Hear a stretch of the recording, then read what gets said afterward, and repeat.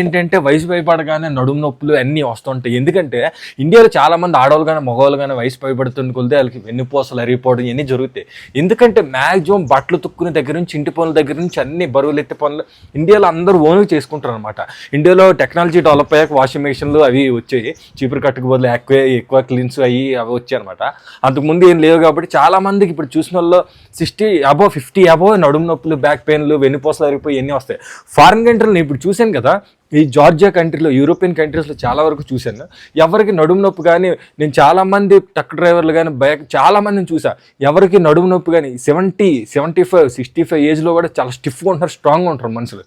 ఎందుకంటే ఫారిన్ కంట్రీస్లో ఇప్పుడు టెక్నాలజీ డెవలప్ అయిపోయి వాషింగ్ మెషిన్లు వచ్చేసాయి. ఈ ఎక్కువ ఇండియాలో ఒంగోలు లేసి పనులు చేస్తుంటారు. ఒంగోకుండా ఇక్కడ ఏంటంటే ఇది ఉంది కదా, దీంతో ఇలాగ అంటారు, ఇలాగ ఎత్తేస్తారు అని ఒంగే పని లేదు. చాలా మంది ఆడవాళ్ళకి నాకు బాధ అనిపిస్తుంది. పెద్ద ఇల్లులు అయితే చాలా అంత తుడిస్తారు, నాకు కొద్ది తుడిసరికి బాధ అనిపిస్తుంది. అంతమంది తుడిస్తారు. ఎలాగంటే అప్పుడు చాలా మంది నడుము చాలా పెయిన్ వస్తుంది అనమాట, వెన్నుపూసలు ఎరిగిపోతాయి. ఇక్కడ టెన్షన్ లేదు, ఇలాగ అంటారు, ఇలా తోసేస్తే మొత్తం ఇందులోకి వెళ్ళిపోద్ది అనమాట, ఆటోమేటిక్ లాగా. సో లేడీస్ ఎవరు ఎక్కువ ఒంగోని పని చేయరు, అందుకని ఇక్కడ చాలా హెల్తీ స్ట్రాంగ్ ఉంటారు. చాలా ఏజ్ వచ్చిన 80s 90sలో స్ట్రాంగ్ ఉంటారు. ఇండియాలో కూడా ఒంగుంటుంటారు, అది వేరే విషయంలో ఒంగుంటుంటారు, అది తర్వాత చెప్తాను. Okay guys, thank you so much. Subscribe my channel.